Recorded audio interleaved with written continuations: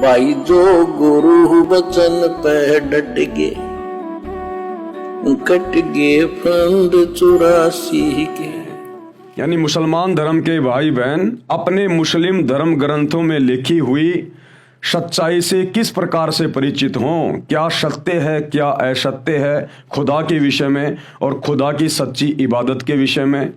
और मुसलमान धर्म के मुल्ला मौलवी और उलेमा जो ज्ञान दे रहे हैं, इन धर्म ग्रंथों को अच्छे से ना समझ पाने के कारण उन उलेमाओं का ज्ञान कितना सत्य और असत्य है और मुसलमान धर्म की पवित्र पुस्तकों में लिखा हुआ ज्ञान कितना सत्य और असत्य है, इस बात की जानकारी गुरुदेव हमें देने जा रहे हैं। प्रथम नबी बाबा आदम से लेकर अंतिम नबी मोहम्मद तक 1,80,000 पैगंबर नबी हुए हैं। मुसलमान धर्म के मौलानाओं का मानना है कि मुसलमान धर्म में अभी तक बाबा आदम से लेकर हजरत मोहम्मद जी तक केवल 1,24,000 ही नबी हुए हैं। लेकिन भाई और बहनों, ये जानकारी उनकी आधी अधूरी है। कुरान शरीफ में कहीं भी ऐसा कुछ नहीं लिखा हुआ है। जो जानकारी स्वयं अल्लाह कबीर ने, अल्लाह अकबर ने बाखबर रूप में सतगुरु रामपाल जी के रूप में आकर दी है, या ये कबीर अल्लाह 650 साल पहले बनारस के काशी में 120 वर्ष तक लीला में जीवन जीकर गए, अनेकों चमत्कार किए, 64 लाख हिंदू मुसलमानों को अपना शिष्य बनाया और उन्होंने आदरणीय धर्मदास जी के माध्यम से पवित्र ग्रंथ सूक्ष्म वेद कबीर सागर लिखवाया। उन्होंने 1,80,000 पैगंबर हजरत आदम से लेकर हजरत मोहम्मद जी तक बताए हैं। 1,80,000 पैगंबर नबी हुए हैं जो सब के सब काल यानी ज्योति निरंजन की ओर से भेजे गए थे, यानी शैतान की ओर से ही भेजे गए थे।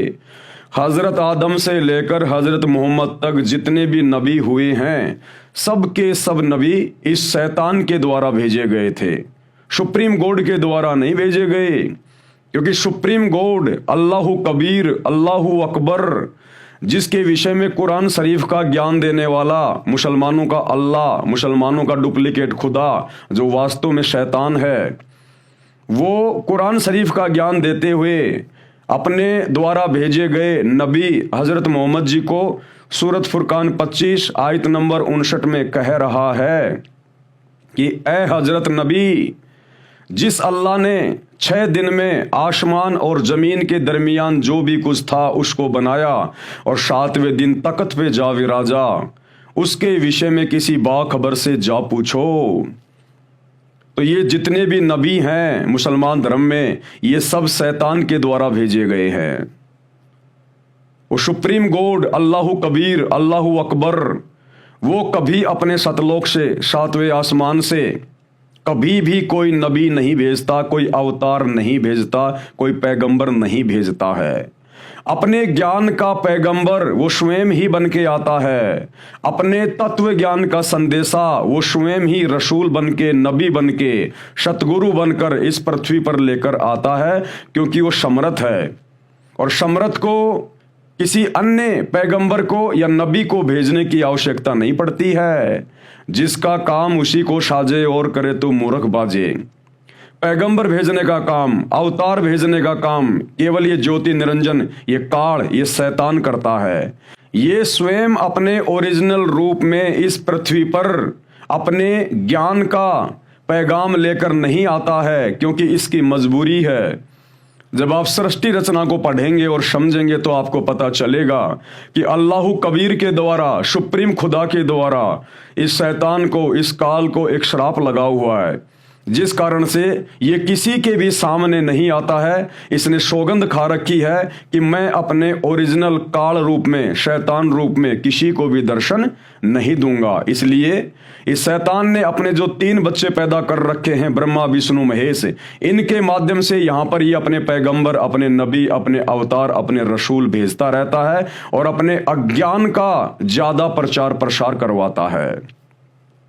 तो इसी शैतान के द्वारा हजरत आदम को श्री ब्रह्मा जी के लोक से भेजा गया। इसी शैतान यानी काल के द्वारा हजरत ईसा को श्री विष्णु जी के लोक से भेजा गया। इसी शैतान यानी काल के द्वारा हजरत मोहम्मद जी को श्री शंकर जी के लोक से भेजा गया। और श्री विष्णु जी के द्वारा, इसी शैतान द्वारा त्रेता युग में श्री रामचंद्र जी को और द्वापर में श्री कृष्ण जी को भेजा गया। और इन सभी अवतारों ने हिंदू धर्म में जिनको अवतार कहते हैं और मुस्लिम धर्म में उनको नबी, पैगंबर या रसूल की संज्ञा दी जाती है। तो ब्रह्मा विष्णु महेश के माध्यम से जितने भी पैगंबर आए हैं, नबी आए हैं, अवतार आए हैं हिंदू या मुस्लिम धर्म में, इन सब ने केवल अपने पिता शैतान का ही प्रचार प्रसार किया है और पूरी दुनिया को अज्ञान के रंग में रंग कर अंत में ये दुर्गति को प्राप्त होकर वापस अपने लोक में चले जाते हैं। तो क्या समझाना चाहते हैं?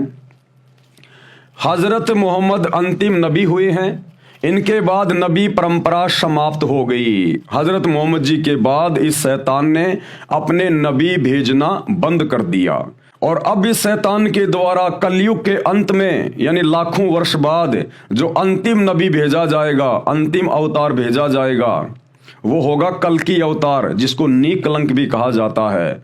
वो कलयुग के एंड में लाखों वर्ष बाद आएगा, उस समय उसका जन्म होगा। कुरान ज्ञान दाता ने भी कुरान मजीद में सूर अहजाब 33 आयत नंबर 40 में बताया है, लोगों, मोहम्मद तुम्हारे मर्दों में से किसी के बाप नहीं है। कुरान का ज्ञान देने वाला ये शैतान कह रहा है कि ए लोगों, ये हजरत मोहम्मद तुम में से किसी का बाप नहीं है, अर्थात ये अल्लाह नहीं है, ये खुदा नहीं है, ये तो मेरे द्वारा भेजा गया एक पैगंबर है। मगर ये अल्लाह के रसूल और नबियों के समापक आखिरी नबी हैं और अल्लाह हर चीज़ का ज्ञान रखने वाला है। यानी ये मुसलमान धर्म के अंतिम नबी हैं हज़रत मोहम्मद जी, जो शैतान की ओर से भेजे गए थे। आप मुस्लिम भाइयों की पुस्तक में बिल्कुल साफ साफ लिखा हुआ है। बहुत सारे मुसलमान धर्म के मुल्ला, मौलवी, काजी, उलेमा अपने अपने विचार अपने धर्म में प्रकट करते हैं कि हज़रत मोहम्मद के बाद अभी इमाम मेहंदी आना बाकी है, जो हमारा अंतिम नबी होगा, हज़रत इमाम मेहंदी। तो भाई और बहनों, आप ही मुसलमान भाइयों की पवित्र पुस्तक में बिल्कुल साफ साफ लिखा हुआ कुरान मजीद में सूर अहजाब 33 और आयत नंबर 40 में कुरान का ज्ञान देने वाला मुसलमानों का खुदा क्या कह रहा है कि ए लोगों, मोहम्मद तुम्हारे मर्दों में से किसी के बाप नहीं है, मगर ये अल्लाह के रसूल और नबियों के समापक यानी आखिरी नबी हैं। इसके बाद कोई नबी मुसलमान धर्म में नहीं आएगा।